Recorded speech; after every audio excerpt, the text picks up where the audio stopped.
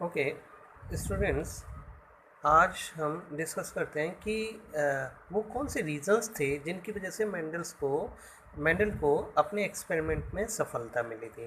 कहने का मतलब कि मेंडल के एक्सपेरिमेंट आगे अप्रूव्ड हो चुके थे, मतलब आगे अप्रूव हुए थे लाइफ में। बट ये बात सत्य है, ये बात it is a true that when Mendel was alive, he did not get the success, but he got the success after his death. Okay, that is the important thing. But वो ऐसे reasons क्या थे जिसकी वजह से उन्हें fame मिला, भले ही आफ्टर डेथ मिला लेकिन फेम मिला। ठीक है, सक्सेस के reasons. Number one, Mendel actually उन्होंने अपने बायोलॉजिकल एक्सपेरिमेंट्स जो किए थे वो विद प्रूफ किए थे। ओके, उनका लॉजिक था, मैथमेटिकल लॉजिकल बेसिस पर किए थे और स्टैटिस्टिकल एनालिसिस के बेस पर उन्होंने एक्सपेरिमेंट किए थे। कहने का मतलब जो भी डेटा वो यूज़ कर रहे थे उसका स्टैटिस्टिकल एनालिसिस किया उन्होंने और मैथमेटिकल लॉजिक के बेस पर उन्होंने अपने एक्सपेरिमेंट्स किए थे। दैट मीन्स वो इसको प्रूव कर सकते थे। ठीक है, डिफरेंट मैथमेटिकल फार्मूला को लगाकर। और दूसरा कारण ये था उनके सक्सेस होने का कि लार्ज सैम्पलिंग उन्होंने अपने एक्सपेरिमेंट में यूज़ की थी। ये लार्ज सैम्पलिंग से क्या मतलब है, जो भी सैंपल उन्होंने यूज़ किए थे वो ह्यूज नंबर्स में उनको यूटिलाइज़ किया था। क्यों, ऐसा क्यों किया था? ऐसा इसलिए उन्होंने किया था कि जब हम कभी भी कुछ एक्सपेरिमेंट करते हैं, okay, there are definite deviations. Deviations होना ज़रूरी है और होता है, क्योंकि सारे रिजल्ट्स एक से नहीं आ सकते, कुछ एरर्स भी होती हैं, कुछ डेविएशंस भी होते हैं। Okay, but most of the things when you see as a result, you will find the repeating results most of the time। ठीक है, जब रिपीटिंग रिजल्ट्स हो रहे हैं, कंक्लूजन रिपीटिंग हो रहा है, तो इसका मतलब वो मोर प्रिसाइज होता है। ठीक है, तो उन्होंने मोर प्रेसिजन के लिए, प्रिसाइज रिजल्ट के लिए, ठीक है, उन्होंने लार्ज सैम्पलिंग का यूज़ किया था। और हम कह सकते हैं डेविएशन से बचने के लिए, मतलब डेविएशंस, उनके रिजल्ट में डेविएशन आने जब बंद हो गए, कहने का मतलब है जब स्टेबल ट्रेड्स आने शुरू हो गए, जब उनके रिजल्ट्स में सिर्फ स्टेबिलिटी आ गई और डेविएशंस ख़त्म हो गए, तब उन्होंने अपने एक्सपेरिमेंट को, अपने रिजल्ट्स को अप्रूव्ड माना। तो लार्ज सैंपल हमेशा जब भी यूज़ करते हैं उसका एडवांटेज होता है कि रिज़ल्ट मोर प्रिसाइज होता है, इसलिए उन्होंने अपने एक्सपेरिमेंट में लार्ज सैंपल यूज़ किए थे। ओके, अब हम बात करते हैं कि reasons of success of inheritance experiments in P. P में इनहेरिटेंस एक्सपेरिमेंट्स के सक्सेस होने के क्या कारण हो सकते हैं? इसके कई कारण हो सकते हैं। नंबर एक, P plant can be grown anywhere, even that can grow into your garden also. P plant कहीं भी ग्रो कर जाता है, उससे बहुत ज़्यादा डिफरेंट न्यूट्रिशन या फिर डिफरेंट सॉइल या डिफरेंट कंडीशंस की ज़रूरत नहीं होती। ठीक है, दूसरा होता है short life cycle. P plant की लाइफ साइकिल बहुत छोटी होती है, एक ही सीज़न में कंप्लीट हो जाती है। ओके, नंबर तीन ये हो सकता है कि लार्ज वेराइटीज़, पी प्लांट में लार्ज वेराइटीज़ होती हैं, तो आसानी से plant can go for the cross breeding. Okay, number four हो सकता है कि आर्टिफिशियल पोलिनेशन। इस प्लांट में आर्टिफिशियल पोलिनेशन आसानी से पॉसिबल था। Even removal of anthers can make the emasculated plants और इमैस्कुलेटेड फ्लावर्स, है ना। इमैस्कुलेटेड फ्लावर्स को बना सकते हैं और आसानी से हम सेल्फ पोलिनेशन को भी प्रमोट कर सकते हैं। इसमें क्रॉस पॉलिनेशन भी बहुत ही आसानी से पॉसिबल था। तो ये सारे रीजंस से why pea plant got the successful experiment results of inheritance. Okay, thank you. How Mendel was getting an idea of pure breeding line. Actually, Mendel was not having any idea of pure breeding line. He was doing his experiments repeatedly, और repeatedly एक particular feature को या particular property को उन्होंने consider किया था, या हम कह सकते हैं एक पर्टिकुलर ट्रेट को उन्होंने कंसीडर किया था। और वो अपने एक्सपेरिमेंट्स के साथ तब तक लगे रहे थे जब तक कि उन्हें उस कंट्रास्टिंग कैरेक्टर की रिपीटिशन नहीं मिलता रहा। कहने का मतलब है उन्होंने वो एक्सपेरिमेंट तब तक लगातार किया जब तक कि same result generation after generation on self pollination, और you can say self breeding. Okay, जब तक सेल्फ पोलिनेशन करते रहे और सेम रिजल्ट आता रहा तब तक उन्होंने वो एक्सपेरिमेंट किया। और इसका कहने का मतलब होता है कि उन्हें डेविएशन आने बंद हुए उस एक्सपेरिमेंट में। जब डेविएशन आने बंद हुआ इसका मतलब हो गया वो लाइन अब प्योर हो गई। तो इस तरीके से उन्हें प्योर लाइन का आइडिया आया। Okay, now we have to consider about the inheritance of one gene. One gene experiment में मेंडल ने क्या किया था कि प्योर लाइंस लिए थे, ठीक है। उन्होंने सीड्स को कलेक्ट किया and he got the results, and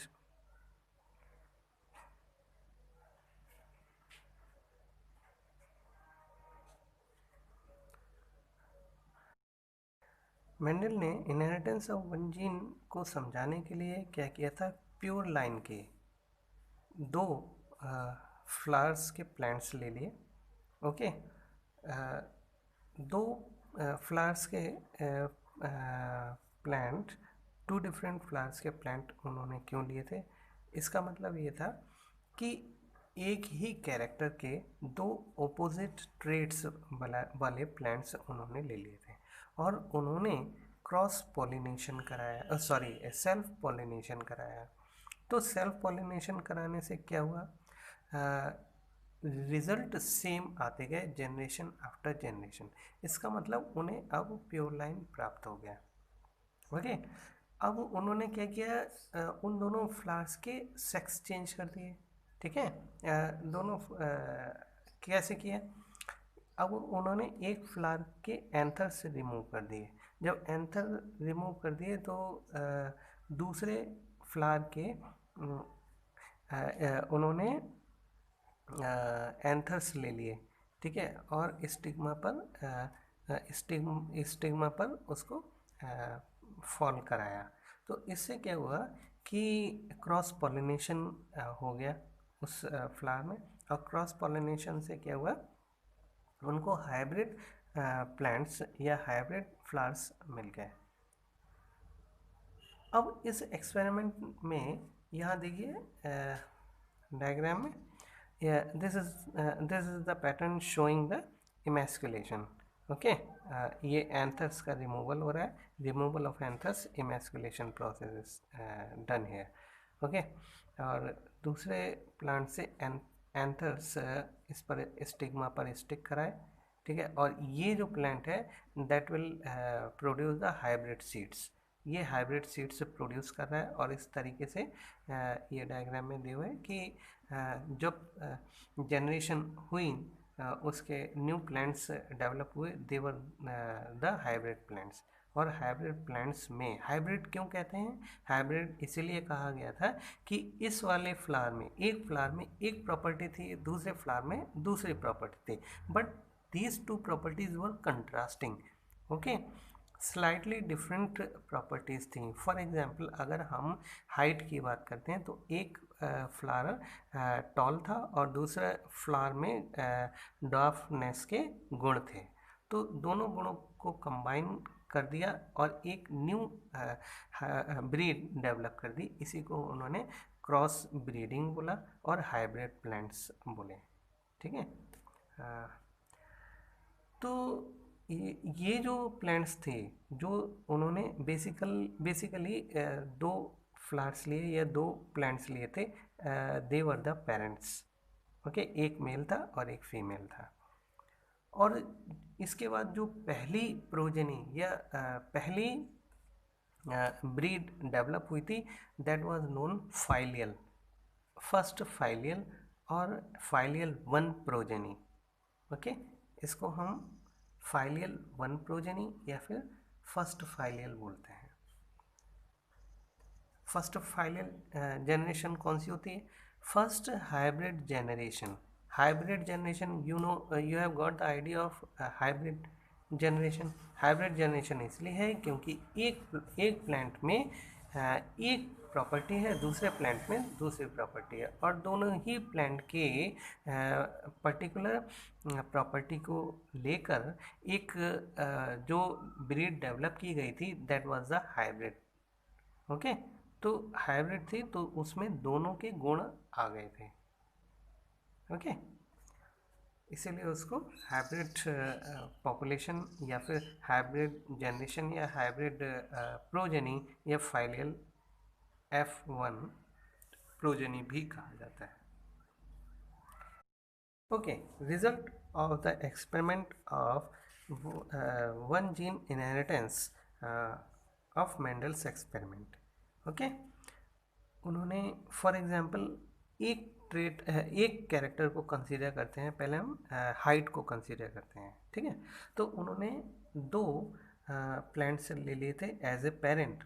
okay, parental flowers में टॉल एक प्लांट लिया था और दूसरा प्लांट डॉर्फ लिया था। And both of this, remember that both of this they are the true breed line. Okay, true breed line कैसे प्राप्त करते हैं ये हमने पहले आपको समझा दिया है, ठीक है। तो ट्रू ब्रीड लाइन को इन्होंने क्रॉस कराया। क्रॉस कराने के बाद में जो हाइब्रिड प्लांट्स आए थे, उनको उसने क्या बोला था? F1 प्रोजेनी या फाइलियल वन प्रोजेनी, ठीक है। और इस जनरेशन को F1 जनरेशन कहते हैं। अब F1 जनरेशन में जितने भी प्लांट्स आए वो सारे के सारे टॉल प्लांट्स थे। उन्होंने एक जब क्रॉस कराया था, एक plant as a parent tall लिया था और एक डॉर्फ लिया था। बट उनके सक्सेसिव जनरेशन में, नेक्स्ट जनरेशन में, फर्स्ट जनरेशन में उनको क्या मिला था? सारे के सारे प्लांट्स टॉल मिले थे, ठीक है। तो ये ड्वार्फ प्लांट कहाँ गया? ड्वार्फ की प्रॉपर्टी तो अब दिखाई नहीं दे रही है। तब उन्होंने क्या किया, जैसे उन्होंने ट्रू ब्रीड लाइन को प्रोड्यूस किया था, तब उन्होंने क्या किया था? सेल्फिंग की थी। सेल्फिंग करने के बाद में उन्हें ट्रू ब्रीड लाइन प्राप्त हुई थी, क्योंकि उन्हें आइडिया हो गया था कि अगर दूसरे कैरेक्टर को सर्च करना है तो सेल्फिंग कर देना चाहिए। तो ये आइडिया उन्हें मिला। तो अब उन्होंने क्या किया? सेल्फिंग की। अब सेल्फिंग करने के बाद में जो नेक्स्ट जनरेशन आई, उस जनरेशन को इन्होंने F2 जनरेशन बोला। ओके, अब उसका रिजल्ट क्या आया? उसका रिजल्ट आया, सपोज करो दोनों दो प्लांट्स लिए उन्होंने, ठीक है। अब उनके जो प्लांट्स आए टोटल प्रोजेनी में, ठीक है, जितने भी प्लांट्स आए उन्होंने मैथमेटिकल टूल लगाया और जितने भी प्लांट आए उसमें उन्हें 3 तो टॉल प्लांट्स मिले। 3 टॉल प्लांट्स का मतलब वो 75%, टोटल पॉपुलेशन का 75% जो प्लांट्स उन्हें मिले थे वो टॉल थे, और ओनली 25% प्लांट, 4 में से एक प्लांट डॉर्फ था। ये उन्हें रिजल्ट मिला F2 जनरेशन का। और F1 जनरेशन में क्या मिला? 100% टॉल। सारे के सारे प्लांट्स कैसे मिले थे? 100% टॉल। और यहाँ पर किस तरीके के प्लांट्स मिले उन्हें? 75% टॉल, 75% टॉल प्लांट्स मिले थे और ओनली 25% डॉर्फ मिले थे। तो कहने का मतलब है, अब कोई दूसरा कैरेक्टर ले लीजिए, सपोज कलर ले लीजिए फ्लावर का, एक में ले लीजिए वायलेट कलर और एक वाइट कलर ले लीजिए। तो F1 जनरेशन में सपोज करिए वायलेट कलर इज डोमिनेंट, ठीक है। यहाँ पर डोमिनेंट कौन सा ट्रेट है, टॉल, टॉल इज डोमिनेंट। जो F1 जनरेशन में जो ट्रेट दिखाई देता है या ऑब्जर्वेबल है, उसको तो उन्होंने डोमिनेंट ट्रेट बोला, ठीक है। और जो F1 जनरेशन में नहीं दिखाई दिया, बट ये ध्यान रखना है F1 सारे F1 में नहीं, ट्रू ब्रीडिंग में, ट्रू ब्रीडिंग सैंपल्स लिए और उनमें अगर F1 जनरेशन में जो कैरेक्टर नहीं दिखाई दिया उसको उन्होंने रिसेसिव कैरेक्टर बोला, बिकॉज दैट वाज रिसेसिव और हिडन, ओके। और जो F1 जनरेशन में ऑब्जर्वेबल था, सीन था, और उसको उन्होंने क्या बोला, डोमिनेंट ट्रेट बोला। इसी तरीके से F2 जनरेशन में जो उन्हें ऑब्जर्वेबल सैम्पल्स मिले थे वो 75% टॉल मिले थे। अब हमने सैंपल बदल दिया तो 75% डोमिनेंट दो डिफरेंट फ्लावर्स के कलर्स थे। कौन कौन से थे, डोमिनेंट था वायलेट कलर और रिसेसिव वाइट था। तो F1 में डोमिनेंट कौन सा है, वायलेट कलर, तो F1 में हमें सारे वायलेट कलर के फ्लावर्स मिलेंगे या वायलेट कलर के फ्लावर्स वाले प्लांट्स मिलेंगे, है ना। और F2 में 75% वायलेट कलर के प्लांट्स मिलेंगे, ओके। और white colour is recessive, that is why it will get only 25% of total progeny, okay. इसकी पॉपुलेशन ओनली 25% रहेगी, किसकी, वाइट फ्लावर्स की। और वायलेट फ्लावर्स की पॉपुलेशन 75% रहेगी ऑफ द टोटल पॉपुलेशन। ये उनके एक्सपेरिमेंट का कंक्लूजन निकल के आया।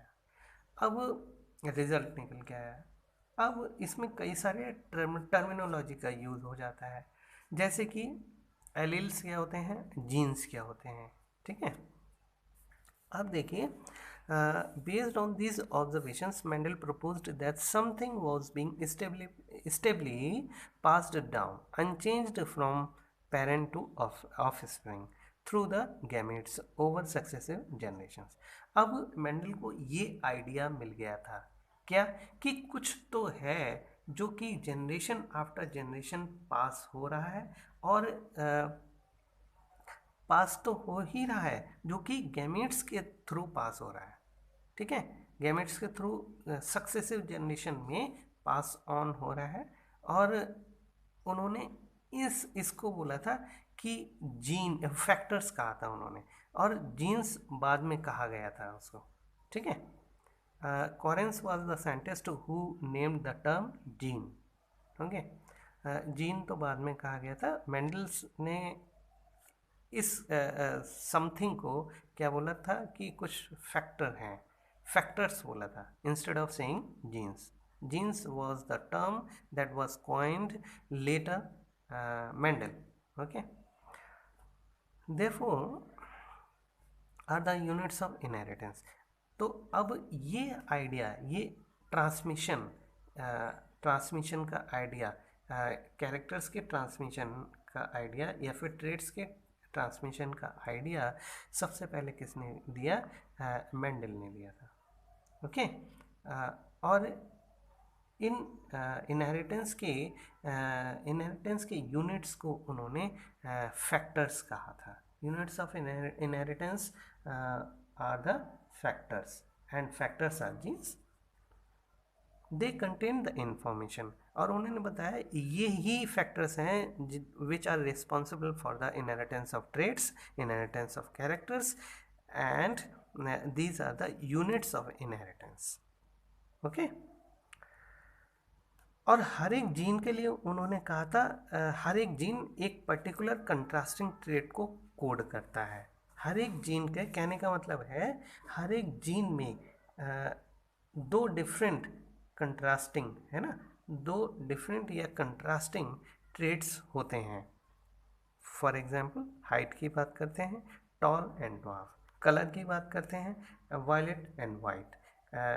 कलर की बात करते हैं सीड की, तो ग्रीन एंड येलो। ओके, इस तरीके से। और शेप की बात करते हैं तो कॉन्स्ट्रिक्टेड एंड स्मूथ या रिंगल्ड एंड स्मूथ। ओके, इस तरीके से उन्होंने हर एक कैरेक्टर को यूज़ किया, कंसिडर किया, और हर एक कैरेक्टर के दो डिफरेंट, स्लाइटली डिफरेंट फॉर्म्स, बहुत ही थोड़े से डिफरेंस हों तो ऐसे स्लाइटली डिफरेंट फॉर्म्स को एलील्स बोलते हैं। क्या कहते हैं? एलील्स कहते हैं। Okay, if you use alphabetical symbols for each gene, अगर हम अल्फ़ाबेटिकल, अब उन्होंने इसको अल्फ़ाबेटिकल प्रेजेंटेशन दिया था जीन्स को या फिर फैक्टर्स को, ठीक है। तो जीन तो हमेशा या फैक्टर तो हमेशा किस में आएगा? पेयर में आएगा, ठीक है। क्यों? क्योंकि हम कह रहे हैं एक कैरेक्टर के लिए एक जीन रिस्पॉन्सिबल है, ठीक है। One character is responsible for coding one gene और वन फैक्टर। अभी हम फैक्टर को नहीं कहेंगे, जीन कहते हैं, क्योंकि अब it's advanced term. Okay, gene. तो एक कैरेक्टर को एक जीन की तरह से कंसीडर करते हैं। और उन्होंने कहा था हर एक कैरेक्टर के लिए दो डिफरेंट ट्रेड्स होते हैं, ठीक है। तो स्लाइटली डिफरेंट ट्रेट है, यानी कि अब उसको रिप्रेजेंट करने के लिए स्लाइटली डिफरेंट है, तो एक कैपिटल ले लेते हैं और एक स्मॉल ले लेते हैं। तो सपोज करिए हाइट के केस में टॉल, है ना, तो टॉल के लिए तो हाइट, तो टॉल के लिए तो हम एक कैपिटल टी ले लेते हैं और ड्वार्फ के लिए स्मॉल टी ले लेते हैं, ठीक है, हाइट के लिए। तो अब देखिए हाइट के लिए थ्री पॉसिबिलिटीज़ बनती हैं। प्लैनेट्स की हाइट के लिए थ्री पॉसिबिलिटीज़ आर सर्टेन। कौन कौन सी हैं? एक तो capital T combination, okay, capital T and small T and small T.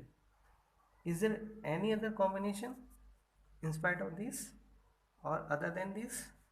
नहीं, मैक्सिमम थ्री पॉसिबिलिटीज़ हैं कॉम्बिनेशन, ठीक है। तो अब देखिए ये कॉम्बिनेशन में, इस कॉम्बिनेशन को उन्होंने क्या बोला था? Pure dominant. Okay, pure dominant. Pure dominant क्यों है? कि ये डोमिनेंट तो थे, डोमिनेंट तो हैं ही, ठीक है, और प्योर भी हैं। और इस प्रोजेनी के को उन्होंने क्या बोला?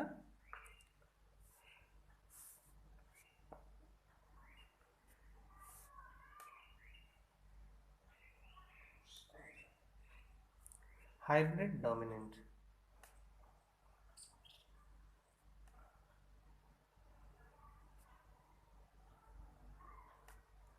और इसको क्या बोला? रिसेसिव। रिसेसिव प्योर क्यों नहीं बोला? इसको रिसेसिव प्योर क्यों नहीं कहते हैं? रिसेसिव तभी रिप्रेजेंट होता है जब वो पेयरिंग में हो। रिसेसिव अदरवाइज कभी दिखाई ही नहीं देगा, क्योंकि वो रिसेसिव है। मतलब अगर वो किसी और के साथ कॉम्बिनेशन करता है, जैसे सपोज करिए यहाँ पर है स्मॉल टी है, तो स्मॉल टी का रिप्रेजेंटेशन हो ही नहीं रहा है, क्योंकि वो एक्सप्रेस ही नहीं कर पा रहा है। क्यों नहीं एक्सप्रेस कर पा रहा है? क्योंकि इसके साथ कैपिटल टी है, और हम कैपिटल टी को क्या कहते हैं? डोमिनेंट कहते हैं, है ना। कैपिटल टी क्या है? डोमिनेंट कैरेक्टर को रिप्रेजेंट कर रहा है। तो डोमिनेंट कैरेक्टर के साथ में अगर दूसरा कैरेक्टर जो कि रिसेसिव है जब आएगा, तो डोमिनेंट कैरेक्टर रिसेसिव कैरेक्टर को हाइड कर लेगा। इसीलिए तो उसे रिसेसिव कैरेक्टर कहा गया है, क्योंकि दैट इज हिडन, ठीक है।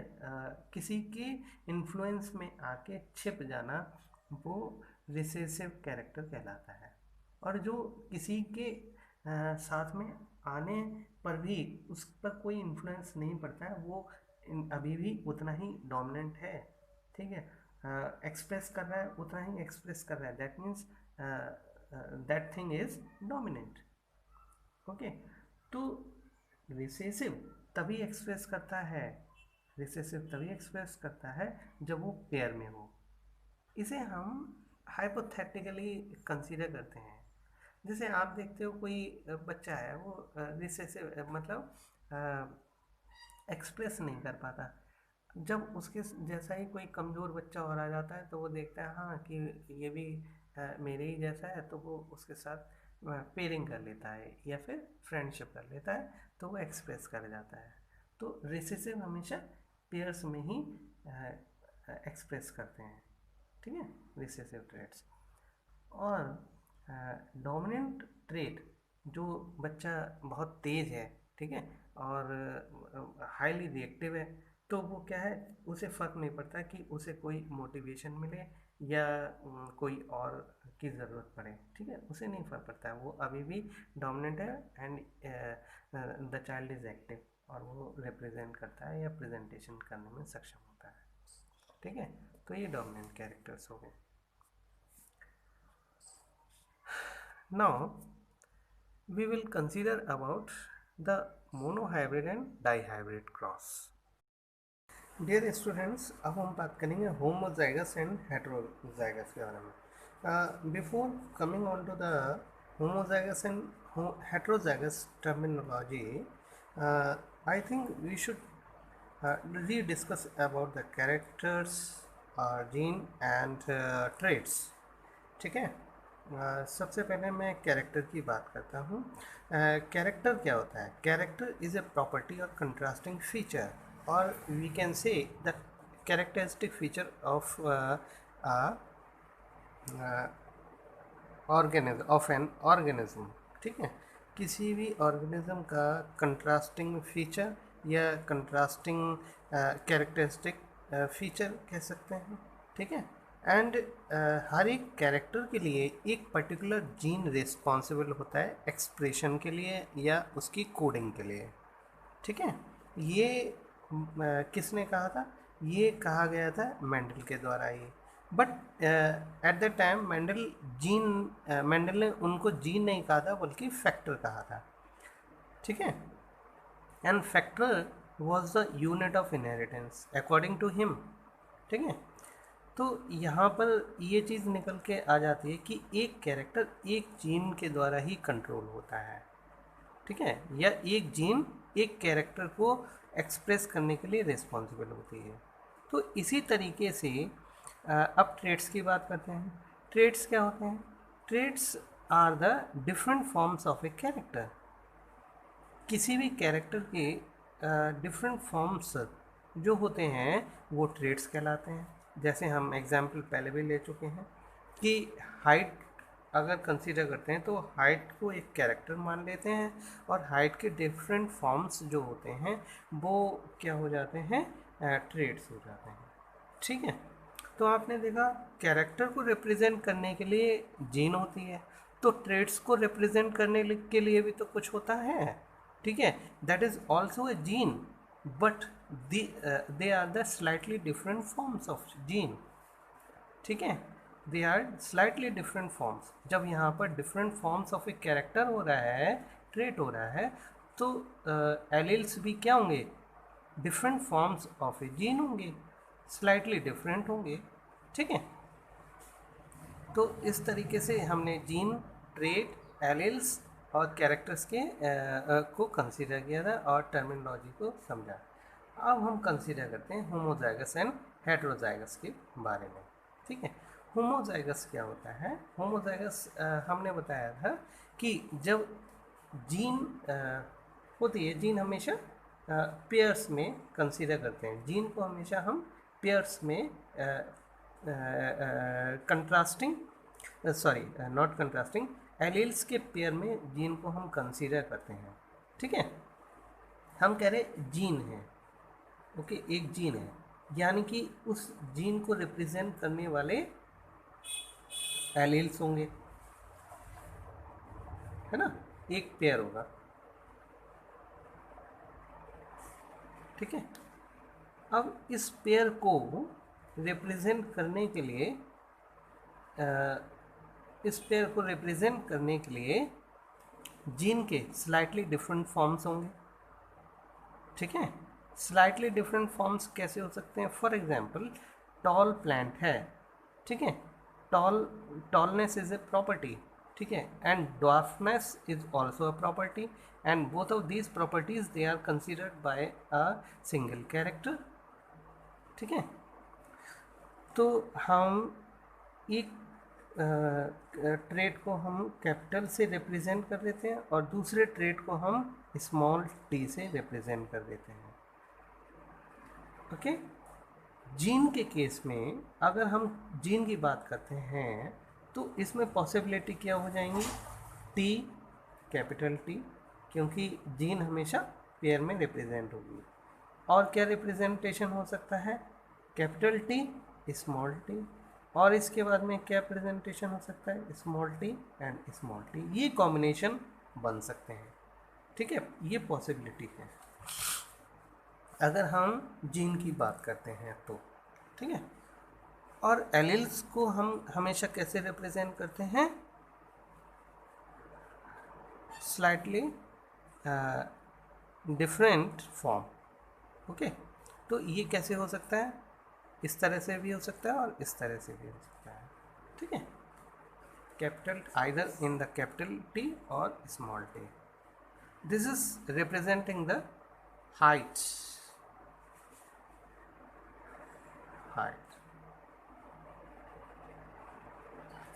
okay, okay. Now one pair of alleles, okay, alleles का एक पेयर क्या कहलाता है? जीन कहलाता है, ठीक है। एलील्स का पेयर होगा, यानी कि ये कॉम्बिनेशन पॉसिबल हो सकते हैं, सेम टाइप के एलील्स हो सकते हैं या फिर हाइब्रिड कॉम्बिनेशंस हो सकते हैं, यानी कि टू डिफरेंट फॉर्म्स का कॉम्बिनेशन भी हो सकता है एलील्स का, है ना, ये पॉसिबिलिटीज़ हैं, ओके। तो आप देख रहे हैं कि सेम टाइप के एलील्स अगर यूनाइट कर रहे हैं, ठीक है, पेयर में, तब हम इसको बोलते हैं होमोजाइगस। और तो होमोजाइगस की पॉसिबिलिटीज़ कौन कौन सी हैं? हाइट के केस में capital T and small T, ठीक है। तो कैपिटल टी जो रिप्रेजेंट कर रहा है वो किसको रिप्रेजेंट कर रहा है? डोमिनेंट होमोजाइगस, या कह सकते हैं होमोजाइगस डोमिनेंट। होमोजाइगस है, होमोजाइगस मतलब एक से एलील्स हैं, both the alleles present in a gene are same, okay, same alleles हैं, ओके। तो ये टॉलनेस को रिप्रेजेंट कर रहा है और ये स्मॉल टी ये डॉर्फनेस को रिप्रेजेंट कर रहा है। इस केस में क्या है? This is also a homozygous but it's a recessive, ठीक है। रिसेसिव हमेशा रिसेसिव एक्सप्रेशन हमेशा होमोजाइगस होता है। अगर होमोजाइगस नहीं है then the character will not be expressed, क्योंकि रिसेसिव है वो, that is not expressed, that means it is a recessive character और hidden character, and that can be represented only when it is present in the pairing or homozygous condition, ठीक है, pairing of homozygous condition, ठीक है। और इस case में हम क्या देख रहे हैं? ये रिकॉम्बिनेंट है। रिकॉम्बिनेंट का मतलब एक डिफरेंट फॉर्म हो गया और दूसरा डिफरेंट फॉर्म का है, ठीक है, एलील्स। तो इस तरीके से हम कह सकते हैं कि डिफरेंट कॉम्बिनेशंस होते हैं जीन्स के।